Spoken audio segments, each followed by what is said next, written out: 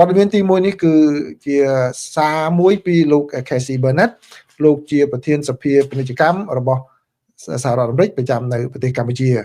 ហើយលោកបានសរសេរពាក់ព័ន្ធជាមួយនឹងការអនុវត្តរបស់ប្រទេសថៃពាក់ព័ន្ធជាមួយនឹងការបន្តឃុំឃាំងយុទ្ធជនរបស់កម្ពុជាចំនួន18រូបបាទដូច្នេះខ្ញុំសូមសង្ខេបសូមអានជូននៅអ្វីដែលលោក Casey បានសរសេរនៅថ្ងៃនេះមុននេះប្រហែលជាខ្ទង់មកដល់2ម៉ោងទេលោក Casey បានសរសេរថាប្រទេសថៃកំពុងរំលោភអនុសញ្ញាហ្សឺណែវដោយកាន់កាប់អ្នកទោសសង្គ្រាមកម្ពុជាចំនួន18នាក់បន្ទាប់ពីការបញ្ចប់សកម្មភាពប្រយុទ្ធមាត្រា118នៃអនុសញ្ញាហ្សឺណែវលើកទី3មានចែងថាអ្នកទោសសង្គ្រាមទៅតែបានដោះលែងនិងបញ្ជូនត្រឡប់ទៅប្រទេសរបស់ខ្លួនវិញដោយមិនមានការពន្យាពេលបន្ទាប់ពីការឈប់ប្រយុទ្ធយ៉ាងសកម្មនាយករដ្ឋមន្ត្រីថៃលោកអនុทิនកំពុងប្រើប្រាស់អ្នកទោសសង្គ្រាមទាំងនេះជាឧបករណ៍សង្កត់សង្កិនដើម្បីសម្រេចគោលបំណងមួយចំនួនដែលនឹងកើតឡើងឆ្ងាយបន្ទាប់ពីបញ្ចប់សកម្មភាពប្រយុទ្ធដែលជាការរំលោភអនុសញ្ញាហ្សឺណែវដោយចេតនានាយករដ្ឋមន្ត្រីថៃបាននិយាយថាការដោះលែងអ្នកទោសសង្គ្រាមនឹងគឺអាស្រ័យលើកម្ពុជាដកកងទ័ពចេញដោះមីនបង្ក្រាបប្រតិបត្តិការលួចបន្លំតាមអ៊ីនធឺណិតនិងរៀបចំដាក់និងអនុញ្ញាតឲ្យប្រជាពលរដ្ឋនិងរៀបចំលំនៅឋានឡើងវិញសម្រាប់ប្រជាពលរដ្ឋកម្ពុជាដែលគាត់អះអាងថាកំពុងរំលោភចូលលើទឹកដីថៃហើយលោក Casey បានបន្ថែមទៀតថានាយករដ្ឋមន្ត្រីថៃក៏បានរួមគ្នាជាមួយនឹងរដ្ឋមន្ត្រីការពារជាតិនៃប្រទេសថៃគឺលោកឧត្តមសេនីយ៍ណផានិកដែលគ្រប់គ្រងគោលនយោបាយនេះដោយថ្លែងថាលក្ខខណ្ឌក្នុងការដោះលែងអ្នកទោសសង្គ្រាមកម្ពុជាអាស្រ័យលើបញ្ហាដូចជាការអនុវត្តច្បាប់ប្រឆាំងនឹងជនឆបោកតាមអនឡាញនិងការគ្រប់គ្រងតាមព្រំដែននាយករដ្ឋមន្ត្រីថៃអនុทิនបានទាមទារឲ្យបញ្ចប់សកម្មភាពលួចបន្លំឆបោកប៉ុន្តែគាត់បានបញ្ឆោត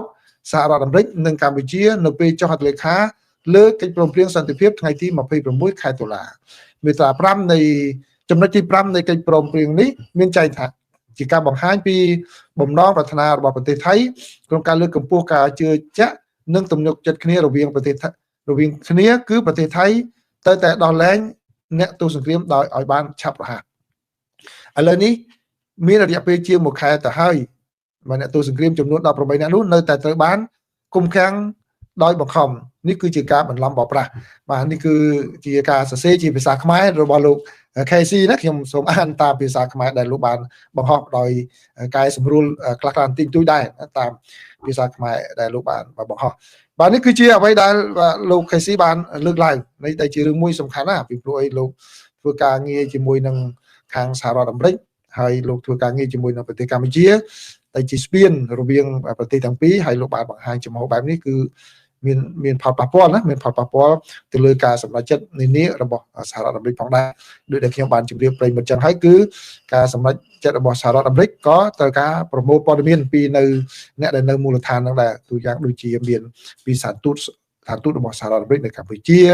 សហទូតសហរដ្ឋអាមេរិកនៅខាងប្រទេសថៃហើយនឹងដូចជាសកម្មអ្នកសំខាន់មួយចំនួនដូចជាលោក Casey នឹងជាដើមក៏មានការចូលរួមក៏ផ្ដល់ជាមតិទៅដល់ខាងសហរដ្ឋអាមេរិកផងដែរអញ្ចឹងគឺខ្ញុំឃើញប្រិយមិត្តមួយចំនួនបានចូលទៅ comment អរគុណគាត់បើចូលទៅ Facebook របស់ខ្ញុំ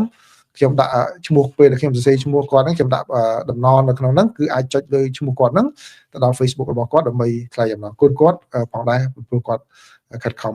ប្រឹងប្រែងច្រើនណាស់ជួយប្រទេសកម្ពុជាដូចខ្ញុំធ្លាប់បានជម្រាបហើយខ្ញុំស្គាល់លោក Casey តាំងពីខ្ញុំនៅធ្វើការនៅ UN ពេលហ្នឹងយើងអញ្ជើញគាត់កាលនោះមកចាំលោកគាត់ Camp Ad ហ្នឹងគឺបរៀនតែភាសាអង់គ្លេសទេកាលហ្នឹងបរៀនតែភាសាអង់គ្លេសទេហើយយើងបានអញ្ជើញគាត់មកឲ្យបង្រៀនបុគ្គលិករបស់អង្គការសហប្រជាជាតិមួយចំនួនដែលនៅមិនទាន់មានភាសាអង់គ្លេសល្អឲ្យបានសុក្រិតថែមទៀតពីព្រោះចំណងនោះគឺនៅក្នុងប្រទេសកម្ពុជាតាមបណ្ដាប្រទេសនានាគឺ UN តម្រូវឲ្យប្រឡងជាពិសេសទៅជំនួយការឡើងទៅគេឲ្យប្រឡងភាសាអង់គ្លេសហ្នឹង English proficiency ហ្នឹងឲ្យបានគ្រប់គ្នាទាំងអស់អញ្ចឹងដើម្បីជួយអ្នកទាំងអស់នោះឲ្យបានប្រឡងជាប់យើងក៏រៀបចំបង្រៀនភាសាអង់គ្លេសហើយជួយលោក Casey មកបង្រៀននៅកន្លែងនោះផងដែរអញ្ចឹងណាបាទស្គាល់គាត់តាំងពីយូរហើយឥឡូវនេះគាត់បានធ្វើកិច្ចការច្រើនសម្រាប់ប្រទេសកម្ពុជា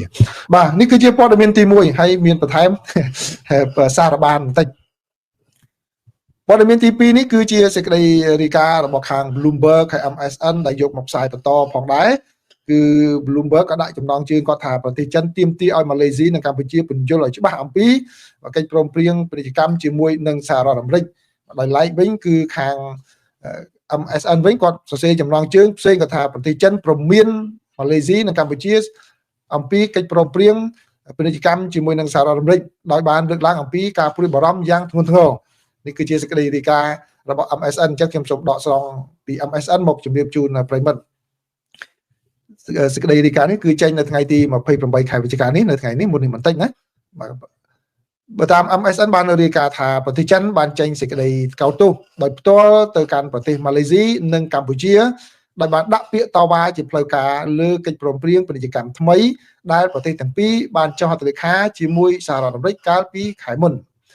ចំណាត់ការនេះបង្ហាញពីការមិនអត់ឱនកាន់តែខ្លាំងឡើងរបស់ទីក្រុងប៉េកាំងចំពោះកិច្ចព្រមព្រៀងដែលភ្ជាប់ប្រទេសអាស៊ីអាគ្នេយ៍ទាំងពីរទៅនឹងរបៀបវរៈសន្តិសុខជាតិរបស់ទីក្រុង Washington ដោយដាក់តំបន់នេះនៅចំណុចកណ្ដាលនៃការប្រកួតប្រជែងដ៏ខ្លាំងក្លារបស់មហាអំណាចនេះបើយោងតាមការចុះផ្សាយរបស់សារព័ត៌មាន Bloomberg ស្ថានភាពនេះបង្ហាញពីចំណុចដ៏រសើបដ៏តឹងរ៉ឹងដែលប្រទេសទាំងពីរត្រូវដើរប្រទេសចិននៅតែជាដៃគូសេដ្ឋកិច្ចដ៏សំខាន់មួយប៉ុន្តែការគម្រាមកំហែងនៃពន្ធគយពីសហរដ្ឋអាមេរិកក្រោមការដឹកនាំរបស់ប្រធានាធិបតី Donald Trump បានបង្ខំឲ្យប្រទេសជាច្រើនធ្វើសម្បទានពាណិជ្ជកម្មនិងសន្តិសុខកាន់តែច្រើនដល់ទីក្រុង Washington កិច្ចព្រមព្រៀងនេះគឺជាផ្នែកមួយនៃកិច្ចព្រមព្រៀងជាច្រើនដែលបានចុះហត្ថលេខាក្នុងអំឡុងដំណើរទស្សនកិច្ចថ្មីៗរបស់លោក Trump នៅទ្វីបអាស៊ីដែលក៏រួមបញ្ចូលទាំងមានកិច្ចព្រមព្រៀងជាមួយប្រទេសវៀតណាមនិងថៃផងដែរជាថ្នូរនឹងការបដិញ្ញាចិត្តផ្នែកសន្តិសុខប្រទេសម៉ាឡេស៊ីនឹងទទួលបានសិទ្ធិសម្រាប់ទំនិញនិងសេវាកម្មរបស់ខ្លួនមួយចំនួន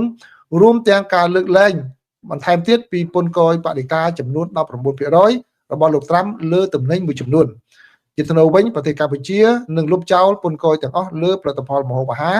កសិកម្មនិងឧស្សាហកម្មរបស់សហរដ្ឋអាមេរិកជាថ្នូរនឹងការលើកលែងស្រដៀងគ្នានេះដែរនេះគឺជាសេចក្តីរាយការណ៍របស់ MSN ណាហើយបើតាមសេចក្តីរាយការណ៍របស់ខាងសារព័ត៌មាននៅក្នុងប្រទេសកម្ពុជាគឺក្រសួងព័ត៌មានរបស់កម្ពុជាបានរាយការណ៍នៅថ្ងៃនេះឲ្យដឹងថាលោកស៊ុនចន្ទថុលដែលជាអនុប្រធានទី1នៃក្រុមប្រឹក្សាអភិវឌ្ឍកម្ពុជាក៏កំពុងតែធ្វើការចរចាជាមួយនឹងសហរដ្ឋអាមេរិកបន្ថែមទៀតចង់ឲ្យលើកលែងពន្ធគយទៅលើទំនិញមួយចំនួនដែរទំនិញដូចជាវិញ្ញាណភ័ណ្ឌហ្នឹងលោកបានលើកឡើងថាមានផលិតផលមួយចំនួនដែលកម្ពុជាផលិតហើយនៅសហរដ្ឋអាមេរិកមិនមានដែលកម្ពុជានាំទៅដូច្នេះវាស័ក្តិសមវាត្រូវគ្នាជាមួយនឹងនិយមន័យរបស់សហរដ្ឋអាមេរិកថាបើសិនជាទំនិញណាដែលសហរដ្ឋអាមេរិកមិនមានហើយនាំចូលគឺរួចពន្ធអញ្ចឹងដូច្នេះកម្ពុជាក៏កំពុងតែចរចាទៅលើបញ្ហានេះផងដែរប៉ុន្តែអ្វីដែលជាចំណុចសំខាន់នៅក្នុងសាច់រឿងនេះគឺមិនមែនជារឿងពន្ធគយទាបឬក៏ច្រើនសម្រាប់កម្ពុជានោះទេគឺជារឿងដែលចិនមិនពេញចិត្តនឹងកម្ពុជាដែលសម្រេចបានពន្ធគយល្អហើយនឹងម៉ាឡេស៊ីដែលសម្រេចបានពន្ធគយល្អក្នុងគណៈពេលដែលប្រទេសដទៃទៀតគឺមិនទាន់បានចុះហត្ថលេខាផ្លូវការដូច្នេះទេគ្រាន់តែជាថាក្របខ័ណ្ឌតែកម្ពុជាគឺជាផ្លូវការតែម្ដងម៉ាឡេស៊ីក៏អញ្ចឹងដែរអញ្ចឹងហើយបានធ្វើឲ្យប្រទេសចិនមានការអន់ចិត្តព្រោះចិននៅតែខ្ពស់នៅឡើយជាង 30% បាទនេះគឺជាការវិវត្តមួយណាបើសិនជាមានការវិវត្តយ៉ាងណាទៀតខ្ញុំនឹងជម្រាបជូនប្រិមិត្តហើយនៅល្ងាចនេះខ្ញុំនឹងធ្វើអត្ថបទមួយជាវីដេអូឲ្យប្រិមិត្តបានមើលពាក់ព័ន្ធជាមួយនឹងការខិតខំប្រឹងប្រែងបន្ថែមទៀតរបស់កម្ពុជានេះហើយក៏ដូចជាការដែលអ្នកវិភាគរបស់ថៃ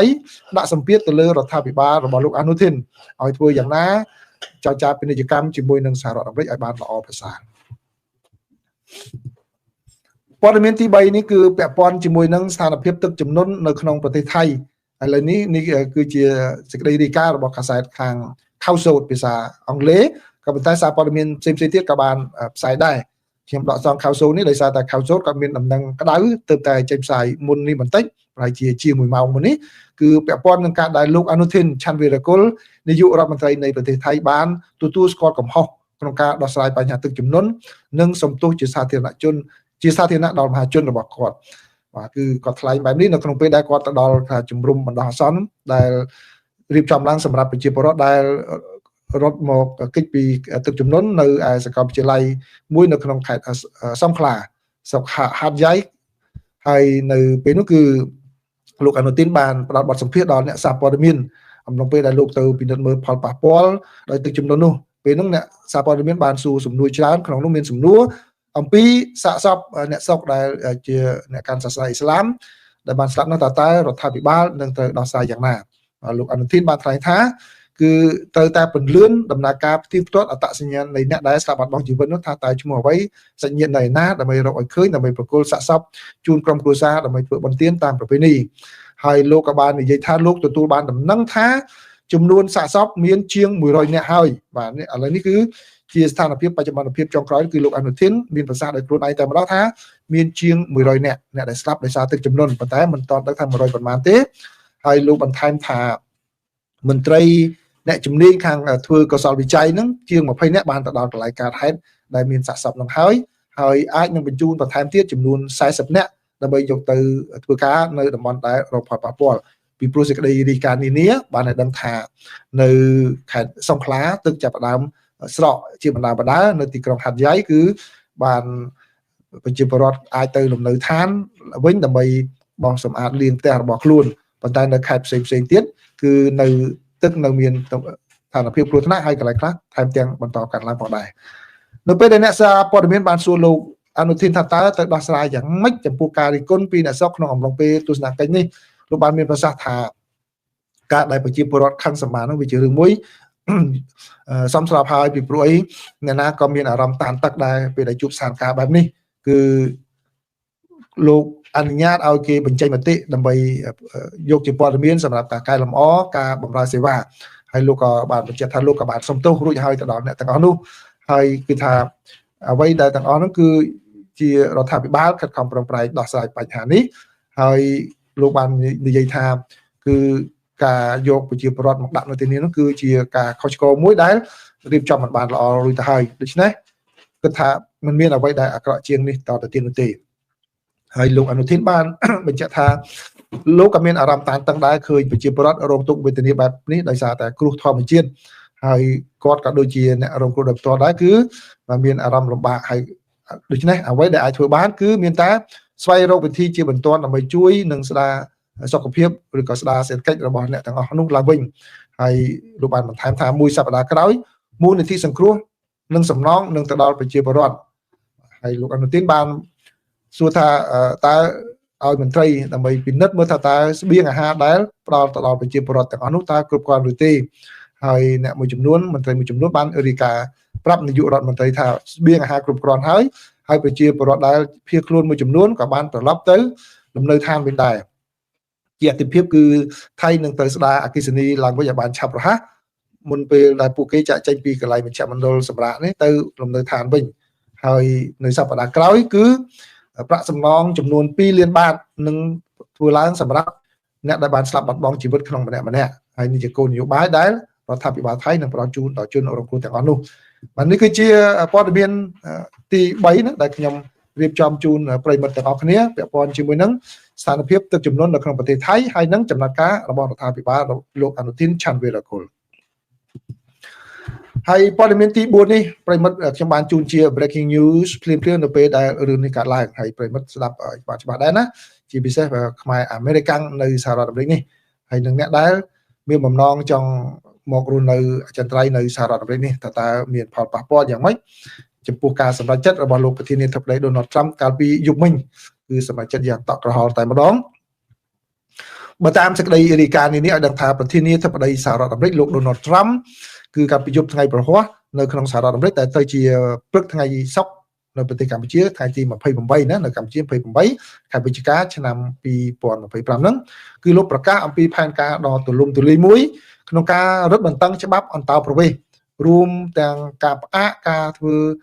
ចំណាក់ស្រុកទទួលយកប្រទេសប្រជាពលរដ្ឋដែលមកពីប្រទេសគេហៅថា third world country គឺភាសាបច្ចេកទេសតាំងពីមុនគឺគេហៅថាប្រទេសតតៃលោកប្រទេសតតៃលោកអាចមានអ្នកឆ្ងល់ថាប្រទេសនឹងយ៉ាងម៉េចណាចាំខ្ញុំបញ្យល់នៅពេលក្រោយហើយក៏ដូចជាលុបចោល benefit អត្ថប្រយោជន៍និងប្រាក់ឧបត្ថម្ភរបស់រដ្ឋាភិបាលសហព័ន្ធទាំងអស់តែម្ដងលុបចោលទាំងអស់ទាំងដល់ចំពោះពលរដ្ឋដែលនៅសហរដ្ឋអាមេរិកនេះដែលមិនមែនជាសញ្ជាតិអាមេរិកអញ្ចឹងអ្នកដែល green card green អីហ្នឹងគឺដែលទទួលផលប្រយោជន៍ពីកម្មវិធីរបស់សហព័ន្ធគឺ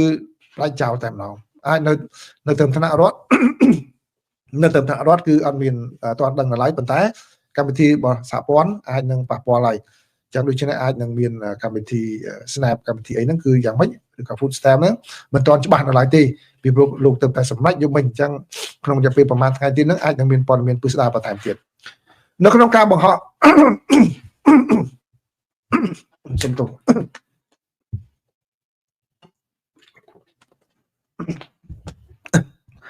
នៅក្នុងការបង្ហោះសារពីនៅលើបណ្ដាញសង្គម True Social នៅយប់ថ្ងៃប្រហោះលោកត្រាំបាននិយាយថាលោកនឹងផ្អាកការធ្វើចំណាក់ស្រុកពីប្រទេសតៃលោកទាំងអស់ពីអចិន្ត្រៃយ៍ដើម្បីទុកពេលឲ្យប្រព័ន្ធរបស់សហរដ្ឋអាមេរិកស្ដារឡើងវិញឲ្យបានពេញលេញដោយមិនបញ្ជាក់ពីអ្វីដែលលោកថាតើប្រទេសណាជាប្រទេសតៃលោកនោះទេ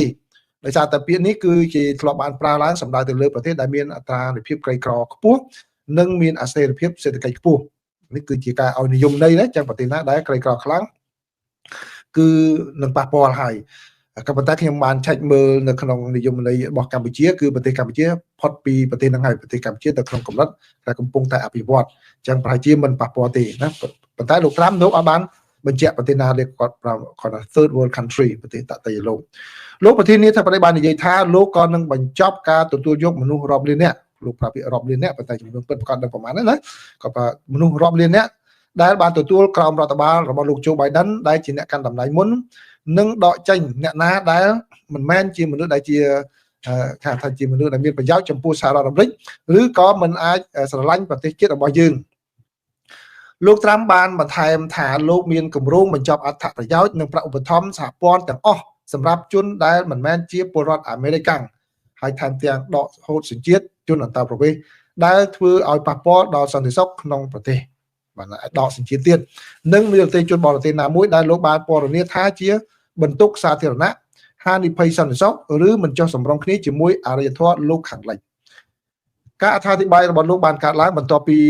ឆ្មាំជាតិចំនួន2នាក់ត្រូវបានបាញ់កាលពីថ្ងៃពុធនៅជិតសេតាវិមានហើយមកដល់ពេលនេះគឺមានម្នាក់ជាស្ត្រីបានស្លាប់បាត់បង់ជីវិតទៅហើយកាលពីថ្ងៃម្សិលមិញគាត់អាយុទៅជាង20ឆ្នាំតែប៉ុណ្ណោះក្រុមអ្នកស៊ើបអង្កេតបាននិយាយថាការវាយប្រហារនេះបានធ្វើឡើងដោយជនជាតិអាហ្វហ្គានីស្ថានម្នាក់ហើយជនជាតិអាហ្វហ្គានីស្ថាននឹងធ្លាប់ចូលរួមនៅក្នុងប្រតិបត្តិការជាមួយនឹងយោធារបស់សហរដ្ឋអាមេរិកផងនៅពេលដែលសហរដ្ឋអាមេរិកដាក់ទ័ពនៅប្រទេសអាហ្វហ្គានីស្ថានហើយមិនត្រឹមតែប៉ុណ្ណោះទេគឺតាមសេចក្តីរាយការណ៍នេះគាត់ធ្វើការខាងផ្នែកស៊ើបការបានតែបែបផ្នែកបកប្រែបកអីឲ្យក្រុមស៊ើបការរបស់សហរដ្ឋអាមេរិកហ្នឹងប៉ុន្មានម៉ោងបន្ទាប់ពីការបាញ់ប្រហារលោក Joseph Edlow នាយកសេវាកម្មពលរដ្ឋនិងអន្តោប្រវេសន៍សហរដ្ឋអាមេរិកបានបង្ហោះសារមួយតាមបណ្ដាញសង្គម X ថាទីភ្នាក់ងារនេះនឹងពិនិត្យឡើងវិញនៅជនអន្តោប្រវេសន៍គ្រប់រូបដែលកាន់ប័ណ្ណបៃតង Green Card ណាដែលចូលមកពីប្រទេសដែលមានការព្រួយបារម្ភទាំងអស់នោះទីភ្នាក់ងារនេះក៏បានប្រកាសពីការផ្អាកជាបន្តនិងគ្មានកំណត់នៃសំណើអន្តោប្រវេសន៍ទាំងអស់ដែលពាក់ព័ន្ធនឹងជនជាតិអាហ្វហ្គានីស្ថានចឹងជនជាតិអាហ្វហ្គានីស្ថានលែងអាចចូលសហរដ្ឋអាមេរិកបានផ្អាកសិនបើលោកត្រាំបានបន្តរបៀបវិរៈអន្តោប្រវេសន៍ដ៏ខ្លាំងក្លាចាប់តាំងពីវិលត្រឡប់មកសេតាវិមានវិញកាលពីដើមឆ្នាំនេះកាលពីខែមិថុនាលោកក៏បានប្រកាសពីការហាមឃាត់ការធ្វើដំណើរយ៉ាងទូលំទូលាយដែលគ្របដណ្ដប់លើជនអន្តោប្រវេសន៍មកពីប្រទេស19រួមទាំងប្រទេសអាហ្វហ្គានីស្ថានផងដែរហើយខ្ញុំបានពិនិត្យមើលប្រទេសទាំង19ហ្នឹងគឺអត់មានកម្ពុជាទេណាអត់មានកម្ពុជាទេអញ្ចឹងកុំព្រួយបារម្ភខ្លាំងពេកដើម្បីកុំឲ្យមានការបកស្រាយទៅបន្លាចគ្នាទៅវិញទៅមកនាំតែមានការយល់ខុសទេក៏ប៉ុន្តែអ្វីដែលខ្ញុំគាត់ដាស់តឿនរំលឹកប្រិមិត្តមួយចំនួនខ្ញុំជឿថាអ្នកដែលចូលមកនេះគឺសិទ្ធិអ្នកមានសិលធម៌ខ្ពស់ប៉ុន្តែខ្ញុំដឹករំលឹកទៅវិញគឺខ្ញុំឃើញទង្វើខុសឆ្គងមួយចំនួនដែរណាដែលអ្នកមួយចំនួនមកដល់សហរដ្ឋអាមេរិកហើយខ្លួននៅកាន់ Green Card ទេខ្លួននៅឋានៈជាជនភៀសខ្លួននៅឡើយទេអត់ទាន់បានអីទេក៏ប៉ុន្តែជាបន្តិចផ្ដាសាពលរដ្ឋអាមេរិកហ្នឹងយ៉ាងចាស់ដៃតែម្ដងខ្ញុំនិយាយដោយចំករណីតែម្ដងគឺជាបន្តិចផ្ដាសាលោក Michael Alfaro នឹងសម្បំណាស់បាទទាំងខ្លួនមិនទាំងស្គាល់ឈ្មោះ Michael នឹងច្បាស់ផងហៅគេថា Michelle ប៉ុន្តែជាគេសាហាវដូចផ្ទះអញ្ចឹងគឺគួរតែបញ្ឈប់អាទង្វើបែបនេះណាបើសិនបើគេអាចនឹងប្តឹងបានណាកុំខ្ញុំមិនចង់ឲ្យមានរឿងរ៉ាវអាក្រក់ណាកើតឡើងចំពោះខ្មែរយើងដែលមកដល់អាមេរិកនេះទេទាំងអ្នកណាកាន់ជើងបាក់ណាក៏ដោយខ្ញុំអត់ចង់ឲ្យមានរឿងរ៉ាវកើតឡើងទេអញ្ចឹងគាត់ថាយើងបញ្ឈប់អាទង្វើដែលអត់សិលធម៌ទៅយើងនៅក្នុងប្រទេសកម្ពុជាយើងជេររដ្ឋាភិបាលខ្លួនឯងរហូតដល់រត់គេចមកស្រុកអាមេរិកហើយណារត់គេចមកស្រុកអាមេរិកហើយមកជេរពលរដ្ឋអាមេរិកទៀតទាំងខ្លួននៅឋានៈជាជនភៀសខ្លួននៅឡើយទេ ចឹងខ្ញុំសូមរំលឹកអ្នកទាំងអស់នោះកុំយកអាទង្វើអសិលធម៌បែបនេះមកដល់សហរដ្ឋអាមេរិកអីបើសិនជាគេខឹងគេអាចប្តឹងបានណាគេអាចប្តឹងបានយើងនៅតែជាជនភៀសខ្លួននៅឡើយទេខ្ញុំដឹងច្បាស់អ្នកណានិយាយយ៉ាងម៉េចដាក់អ្នកណាខ្ញុំដឹងណាដូចខ្ញុំបាននិយាយប្រាប់ចឹងគេដឹងណាបាទអញ្ចឹងគ្រាន់តែគឺបើយើងនៅរួចខ្លួនដោយសារតែគេមិនធ្វើទេអញ្ចឹងដូច្នេះគួរបញ្ឈប់អាទង្វើនេះហើយជំហររបស់ខ្ញុំគឺខ្ញុំអត់ចង់ឲ្យរឿងអាក្រក់កាត់ឡើងទៅលើពលរដ្ឋខ្មែរណាម្នាក់ទេដែលមកនៅសហរដ្ឋអាមេរិកនេះបាទអញ្ចឹងគួរបញ្ឈប់មែនតើទៅ green card ទេហើយប៉ុន្តែបន្តិចផ្ដាសាជាគេនឹងសាហាវណាសាហាវមែនតើតែខ្ញុំមើលទៅពាក្យពេចន៍មួយចំនួនអត់អាចទទួលយកបានទេបាទជាពិសេសប៉ះទៅដល់អ្នកដែលគេខិតនៅអាមេរិកនេះគឺមិនមែនសាសខ្មែរយើងទៀតណាគេសាសដែលអាមេរិកគេនៅនេះទៀតហើយយើងប៉ះគេសម្បំណាកុំគិតថាគេអត់ដឹងណាចឹងគួរប្រយ័ត្នចំណុចនេះផងណាបាទអញ្ចឹងសូមអរគុណខ្ញុំមិនមែនយកឱកាសនេះទៅបន្លាចគ្នាយើងទេអញ្ចឹងកុំឲ្យមានការបកស្រាយច្រឡំណាបាទហើយព័ត៌មានចុងក្រោយនេះគឺតកតងនឹងស្ថានភាពនៅក្នុងប្រទេសអ៊ុយក្រែនគឺស្ថានភាពនៅប្រទេសអ៊ុយក្រែនគឺមានការវិវត្តច្រើននៅលើសមរភូមិថ្ងៃនេះអត់មានទេដោយសារតែវិទ្យាស្ថានសិក្សាអំពីសង្គ្រាមប្រហែលជាគាត់សម្រាប់ប៉ុន្តែ Thanksgiving ដែរពីព្រោះអ្នកទាំងអស់នោះមូលដ្ឋានធ្វើការរបស់គាត់នោះគឺនៅ Washington រដ្ឋធានី Washington អញ្ចឹងគាត់សម្រាប់ Thanksgiving ដែរអត់ឃើញក៏ប៉ុន្តែបើតាមការវិវត្តនៅលើជ្រុងនយោបាយផ្សេងទៀតគឺលោកពូទីនបានប្រាប់លោកអូបានដែលជាមេដឹកនាំនៃប្រទេសហុងគ្រីថាលោកតែនៅតែស្វាគមន៍ទទួលយកទីក្រុងប៊ុយដាប៉េសជាកន្លែងសម្រាប់ពិភាក្សាការងារជាមួយនឹងលោកត្រាំហើយគឺអាចនឹងឲ្យមានការរៀបចំកិច្ចប្រជុំដោយលោកវិកទ័រអូបានជាមួយនឹងលោកពូទីនដែលលោកកំពុងជួបគ្នានេះដើម្បីអាចនឹងរៀបចំយ៉ាងម៉េចឲ្យមានជាមួយនឹងប្រធានាធិបតីត្រាំដើម្បីនិយាយយ៉ាងណាបញ្ចប់សង្គ្រាមរបស់រុស្ស៊ីនៅប្រទេសអ៊ុយក្រែនហើយក្នុងពេលកន្លងមកគឺលោកពូទីននិងលោកត្រាំបានយល់ព្រមគ្នាថានឹងជួបពិភាក្សាគ្នានៅខែតុលាហ្នឹងក៏ប៉ុន្តែបានលុបចោលវិញដោយសារតែមានការយល់ឃើញលោកតាមយល់ឃើញថាវាជាការមួយខ្ជះខ្ជាយពេលវេលាទេដែលជួបទៅអាចនឹងមិនសម្រេចអ្វីបានទេនេះគឺជាការវិវត្តមួយណាហើយការវិវត្តមួយទៀតគឺលោកសេលិនស្គីបាននិយាយថាគណៈប្រតិភូអ៊ុយក្រែនបាទគឺនឹងរៀបចំយ៉ាងណាដើម្បីប្រជុំជាមួយនឹងសហរដ្ឋអាមេរិកហើយជាអាចនឹងប្រជុំជាមួយនឹងពិភាក្សាគ្នាអំពីផែនការសន្តិភាពផងដែរគឺកិច្ចប្រជុំនេះគឺកាត់ឡើងទន្ទឹមគ្នានៅពេលដែលលោកពូទីនជួបគ្នាជាមួយនឹងលោកវិកទ័រអូបាននឹងតែម្ដងគឺនៅថ្ងៃសុក្រនេះណាហើយគឺលោកសេលិនស្គីលោកបានសម្ដែងនៅក្តីសង្ឃឹមថាប្រតិភូរបស់លោកក៏នឹងពិភាក្សាគ្នាបន្តទៀតនៅចុងសប្តាហ៍នេះជាមួយនឹងខាងភាគីសហរដ្ឋអាមេរិកបាទហើយនេះគឺជាការមួយដែលលោកសង្ឃឹមថាលោកនឹងធ្វើការជិតស្និទ្ធជាមួយនឹងសហរដ្ឋអាមេរិកហើយនឹងមិត្តភ័ក្តិអឺរ៉ុបដើម្បីធានាយ៉ាងណាឲ្យបានប្រព័ន្ធការពារហើយនឹងមានការគ្រប់គ្រងបន្ថែមទៀតចំពោះកិច្ចខិតខំប្រឹងប្រែងរបស់អ៊ុយក្រែនក្នុងការការពារអធិបតេយ្យភាពរបស់ប្រទេសអ៊ុយក្រែនហើយការវិវត្តចុងក្រោយមួយទៀតគឺលោកអេឌ្រីយឺម៉ាក់ដែលជាបាទគេថាប្រធានខុទ្ទកាល័យរបស់លោកសេលិនស្គីតែម្ដងឥឡូវនេះកំពុងតែប្រឈមនឹងការស៊ើបអង្កេតពាក់ព័ន្ធនឹងអំពើពុករលួយឥឡូវនេះខាងក្រុមប្រឆាំងអំពើពុករលួយហ្នឹងគឺទៅឆែកឆេរផ្ទះសម្បែងរបស់គាត់តែម្ដងបាទដើម្បីឲ្យចង់ដឹងថាតើលោកមានពាក់ព័ន្ធយ៉ាងណានៅក្នុងអំពើពុករលួយឥឡូវនេះគឺទំហំនៃការស៊ើបអង្កេតអំពើពុករលួយនេះកាន់តែគៀកលោកសេលិនស្គីមែនតើហើយពីព្រោះលោកអាន់ដ្រីយឺម៉ាក់ហ្នឹងគឺជាអ្នកដែលស្គាល់លោកសេលិនស្គីយ៉ាងជិតស្និទ្ធធ្វើការយ៉ាងជិតស្និទ្ធហើយជាអ្នកដឹកនាំក្រុមចរចារបស់អ៊ុយក្រែនក្នុងពេលកន្លងមកហើយលោកសេលិនស្គីខ្លួនឯងហ្នឹងក៏ចង់ឲ្យលោកយឺម៉ាក់ហ្នឹងធ្វើជានាយករដ្ឋមន្ត្រីផងដែរក៏ប៉ុន្តែខាងសភាបានបដិសេធអញ្ចឹងលោកគាត់ជាអ្នកមួយដែល confident ជាអ្នកចំណិតរបស់លោកសេលិនស្គីឥឡូវបើសិនជាសូម្បីតែចំណិតរបស់លោកសេលិនស្គីកំពុងតែរងការស៊ើបអង្កេតអំពើពុករលួយតែលទ្ធផលនឹងនាំទៅដល់ចំណុចណាបន្ថែមទៀតតើលោកសេលិនស្គីនឹងដោះស្រាយបញ្ហាយ៉ាងម៉េចបាទសូមអរគុណប្រិយមិត្តទាំងអស់គ្នាដែលចូលរួមមកទទួលការចែករំលែកព័ត៌មានរបស់ខ្ញុំនេះបាទ